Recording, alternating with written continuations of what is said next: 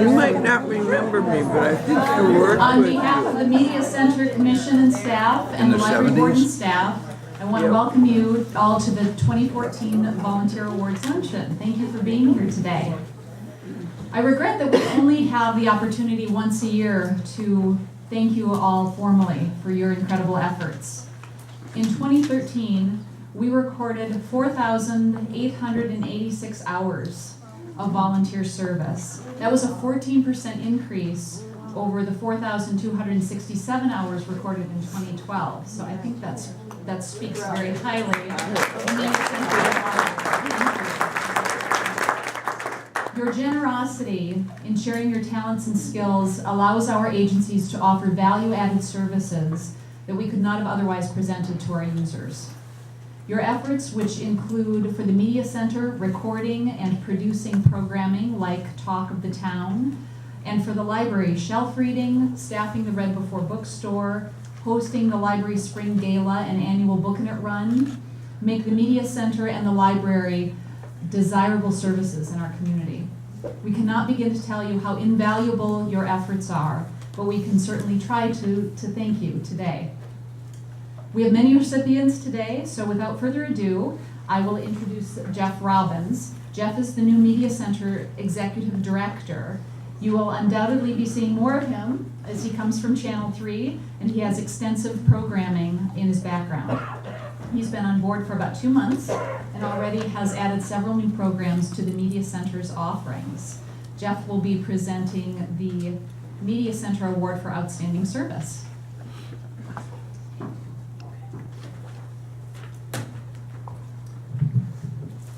Hi, good afternoon, and thanks for coming out here today. As Tracy said, I'm Jeff Robbins, the director of the Sun Prairie Media Center.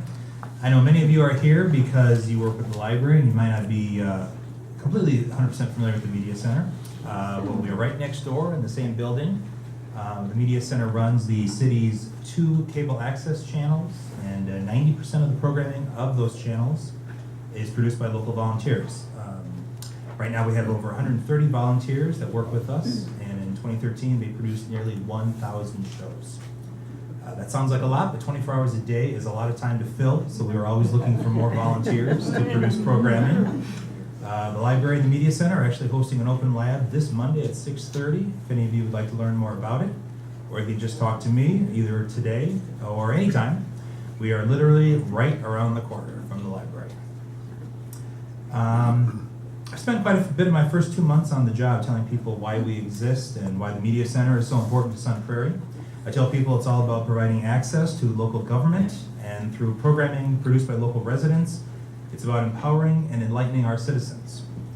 These words are true, but they're only words unless you have citizens who agree and care enough about their community to utilize the Media Center in order to empower and enlighten.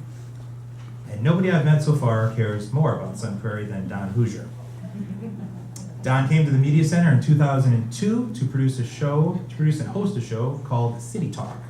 City Talk was a public affairs program featuring interviews with government officials, city department heads, and other leaders in Sun Prairie. To date, Don has produced over 100 hours of original content with the City Talk program. Starting in 2006, Don teamed up with Chris Murtis, the managing editor of The Star, to produce and co-host the show Talk of the Town, another public affairs program. Over the years, they have interviewed mayors, school officials, candidates vying for local political positions, and even, unfortunately for them, Sun Prairie Media Center directors. To date, Don has produced over 140 hours of original content with the Talk of the Town program.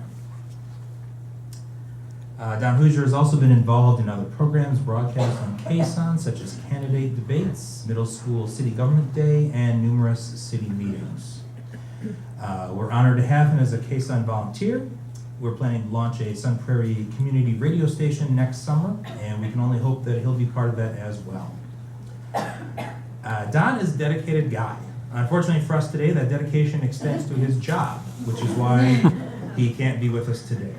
But Don did send me an email late last night, which I read while sitting in Miller Park watching the Brewers tank after scoring 5 runs in the first inning and nothing else after that. So I wanted to read the part of his email to you. Hi Jeff, sorry I can't make your volunteer recognition luncheon. I deeply appreciate your recognition of my efforts as host of City Talk and co-host of Talk of the Town. It is always rewarding to be recognized by organizations and people you respect and enjoy working with. You have a great staff, and Mara, Rachel, and Lisa, they're all here. I would ask them to stand, but they probably... Lisa's there behind the camera, Rachel's next to her, Mara's sitting there with the camera. I think the world of the three of them. I'm also enthusiastic about the prospects for increased public affairs programming and your role in facilitating a closer relationship between the citizens and city government.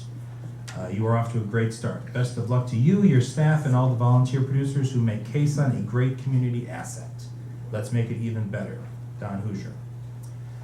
So, in recognition of Don's enduring and dedicated service over the last 12 years, I'm delighted to accept the Sun Prairie Media Center Award for Outstanding Dedication and Service for Don Hooser. And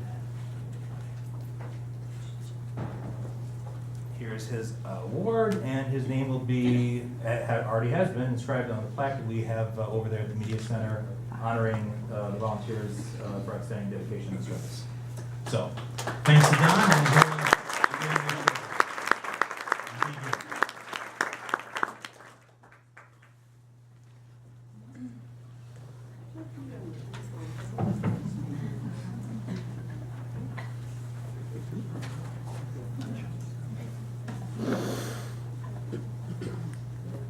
Our second award is the Mildred Thompson Award. And the Mildred Thompson Award is given to an individual whose volunteer service extends to both the Media Center and the library. This award was established when it was given to Mildred Thompson for her incredible service to the library and the shows she produced at the Media Center. This year's recipient of the Mildred Thompson Award is Kim Koss. I can see where Kim's right here. There she is. Hello. Kim has been a member of the Sun Prairie Public Library Foundation since 2012. During her service on the foundation, she has served as and still serves as the marketing chair for the annual Book and It Run. And as such, she created a plan to execute successful marketing for the run using all facets of venues, including social media, print, and cable. She works diligently behind the scenes to create press releases, draft scripts, and develop marketing narrative for the run, and other things as well. She approached the Media Center about a promotional video for Bookin' It in 2012, for which she wrote the script and coordinated volunteers for the filming.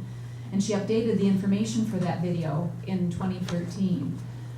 And I have it from the Media Center that she was an exceptional producer, having the insight to look at future airings of the video and use it in various social media venues. She just produced an incredible piece of work.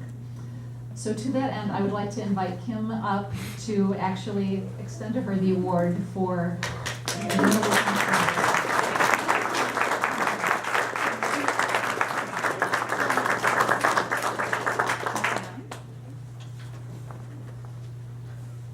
Well, for most of those who know me, I prefer to work and I'm most comfortable working behind the scenes quietly, and so this is something new for me, but I have to say that receiving this recognition from the people that I respect and admire from the library truly means the world to me. So I thank you very much. I have to shout out to the Foundation Marketing Committee, which includes Nicole Warzager, Laura Sexulte, Mike Scornia, Heather Jones, and Barb Trimble.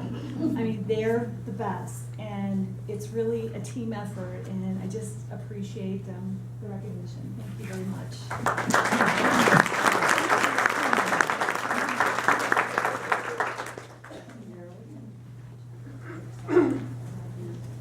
At this time, I'm going to ask Debbie Burt to come up. She is going to say a few words about volunteering at the library and upcoming opportunities.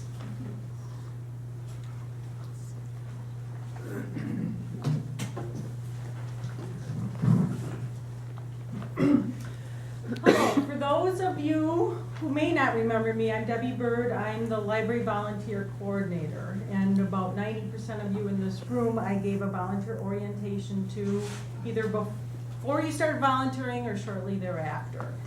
I can't help but think as I'm looking out in front of me at this group of people that like the community reads Seed Folks, we've got a Seed Folks community right here. But instead of planting a garden, you're volunteering here for the library or the media center, as would be.